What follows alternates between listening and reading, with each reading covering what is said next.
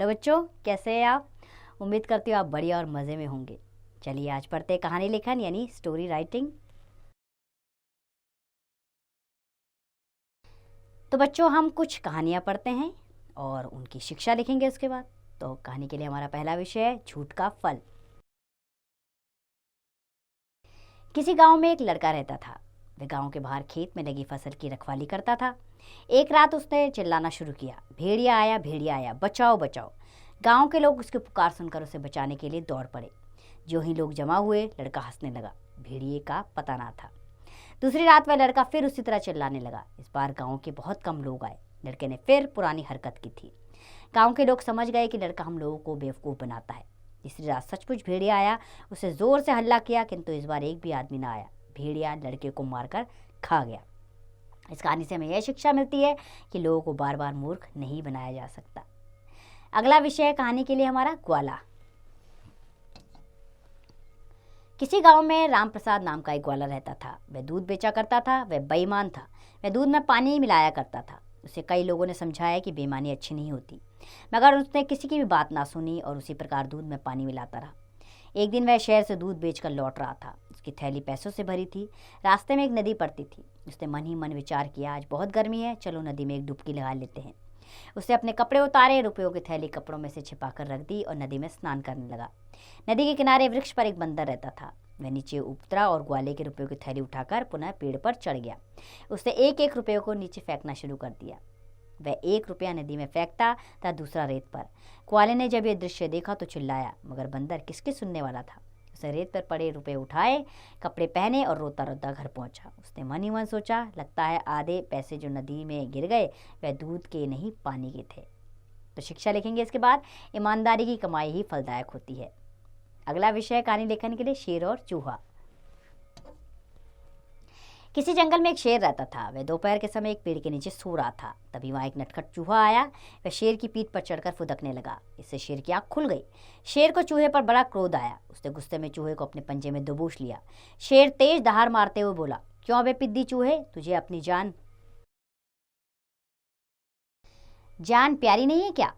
अब अपने किए की सजा भुगत। यह सुनकर चूहा बुरी तरह डर गया और कांपने लगा। वह कांपता हुआ शेर से बोला, महाराज मुझसे बड़ी भूल हो गई है, मुझे क्षमा करें, दया करके मुझे छोड़ दीजिए, मैं कभी आपके काम आऊंगा। चूहे की विनती सुनकर शेर का दिल पसीज गया। उसने चूहे को छोड़ दिया। एक दिन शेर जंगल में बैठा था, तभी उस पर शिकारी ने जाल डाल दिया। वह जाल में फंसकर बुरी तरह तड़पने लगा। वह जोर जोर से दहाड़ने लगा। उसकी दहाड़ सुनकर चूहा अपने बिल से बाहर आया और शेर से बोला, महाराज आप दहाड़ना बंद कर दीजिए, मैं आपको इस जाल से बाहर निकलने में मदद करता हूँ। यह कहकर वह जाल काटने लगा। थोड़ी देर बाद जाल काटने पर शेर बाहर निकला और उसने चूहे को धन्यवाद दिया। शिक्षा लिखेंगे आप, छोटे से छोटा व्यक्ति भी समय पर काम आ सकता है। अगला विषय हमारा सांड और शेर। किसी जंगल में 4 सांड रहते थे। वे बहुत शक्तिशाली थे। उनमें आपस में गहरी मित्रता थी, इसलिए जंगल के सभी जानवर उनसे ईर्ष्या करते थे। यहाँ तक कि शेर भी उन पर हमला करने का साहस नहीं करता था। इन चारों की दोस्ती शेर की आंख में खटकती थी। वह इनका मांस तो खाना चाहता था, मगर जब इन चारों को देखता तो पीछे हट जाता था। एक दिन शेर को एक तरकीब सूझी। उसने सांड को अपने पास बुलाया, उनके कान में दूसरे सांड के बारे में कुछ कह दिया। अब यह सांड अपने मित्रों से अलग रहने लगा। शेर ने इसी प्रकार बारी बारी से इन सबको बहकाकर इनमें फूट डलवा दी। अब ये चारों अलग अलग रहते और कभी कभी तो आपस में लड़ भी लेते। शेर तो यही चाहता था कि किसी तरह इन चारों में फूट पड़ जाए। एक दिन मौका देकर शेर एक सांड पर झपटा। आपसी फूट के कारण उसके 3 मित्रों ने उसकी सहायता नहीं की, बस वे दूर से ही देखते रहे। अकेला सांड शेर का मुकाबला कब तक करता। थोड़ी देर में शेर ने उसका काम तमाम कर दिया और मजे से उसका मांस खाया। इस प्रकार एक एक करके शेर उन चारों को मारकर खा गया। शिक्षा, आपसी फूट का परिणाम विनाशकारी होता है। अगला विषय हमारा बूढ़ा कबूतर। जंगल में एक पेड़ पर बहुत से कबूतर रहते थे। उन कबूतरों का एक मुखिया था जिसे सभी कबूतर अपना नेता मानते थे। कबूतर भोजन की तलाश में इधर उधर झुंडों में भटकते रहते थे। एक दिन वे भोजन की तलाश में जा रहे थे, तभी उन्हें जंगल में धरती पर बहुत सारा अनाज बिखरा दिखाई दिया।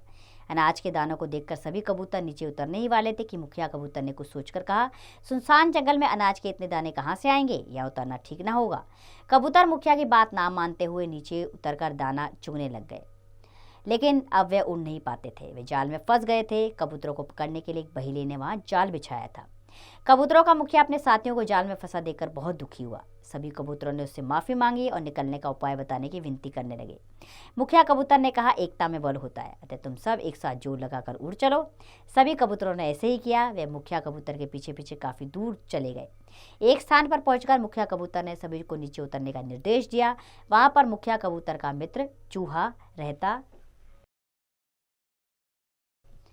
था। मुखिया कबूतर ने मित्र चूहे को बुलाकर उससे जाल काटने को कहा। चूहे ने मित्र की बात मानकर फौरन जाल काट दिया। जाल कट जाने से सभी कबूतर आजाद हो गए। शिक्षा, लालच बुरी बला है, यह बुजुर्गों की बात पर ध्यान देना चाहिए। अगला विषय है पुरुषार्थी।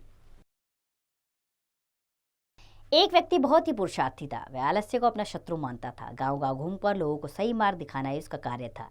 एक बार वैसी गांव में गया, वहां निरीक्षण किया तो पाया वहां सब लोग सुखी व आनंदित है। किसी भी प्रकार से वहां कोई कमी नहीं थी। वह उसी गांव से सटे पहाड़ के पीछे से दूसरे गांव में गया। वहां निरीक्षण किया तो वहां पाया कि वहां के लोगों के चेहरों पर दुखी भाव और निराशा झलक रही थी। उसने लोगों से पूछा, क्या बात है, तुम लोग इतने दुखी क्यों हो? लोगों ने कहा, हम लोग पानी के अभाव से व्यथित हैं। खेत में फसल सूख रही है, पशु मर रहे हैं। उस व्यक्ति ने कहा, इस पहाड़ी के पीछे बहुत पानी है, मैं मंत्र पढ़ रहा हूँ, आप लोग अपने अपने यंत्रों से पहाड़ को खोदना शुरू कर दे, पानी अवश्य मिलेगा। सब काम में जुट गए। बड़े उत्साह से पानी की आशा में पहाड़ खोदते रहे। उधर मंत्रोच्चारण का कार्य चल ही रहा था। धीरे धीरे पहाड़ में सुरंग बन गई और वह पानी के किनारे तक पहुंच गई। कुछ समय बाद निर्मल जल का स्रोत बहने लगा। सबको मनचाहा पानी मिला। सभी खुशी से नाचने लगे। सबने उस पुरुषार्थी व्यक्ति का स्वागत किया। आप नहीं आते तो हम पानी के बिना तरसते ही रह जाते।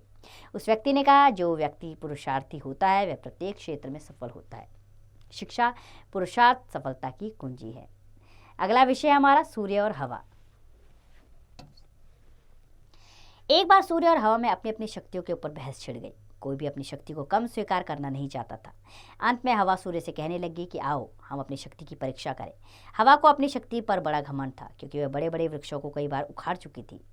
सूर्य ने हवा की चुनौती को स्वीकार कर लिया। दूर जा रहे यात्री को लक्ष्य बनाया गया और निश्चय हुआ कि जो यात्री के कपड़े उतरवा दे वही शक्तिशाली माना जाएगा।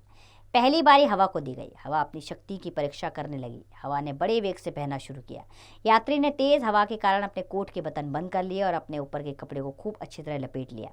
हवा ने पूरी शक्ति लगा दी, परंतु यात्री के कपड़े ना उतरवा सकी। अंत में थक कर जाने पर उसकी चाल धीमी हो गई।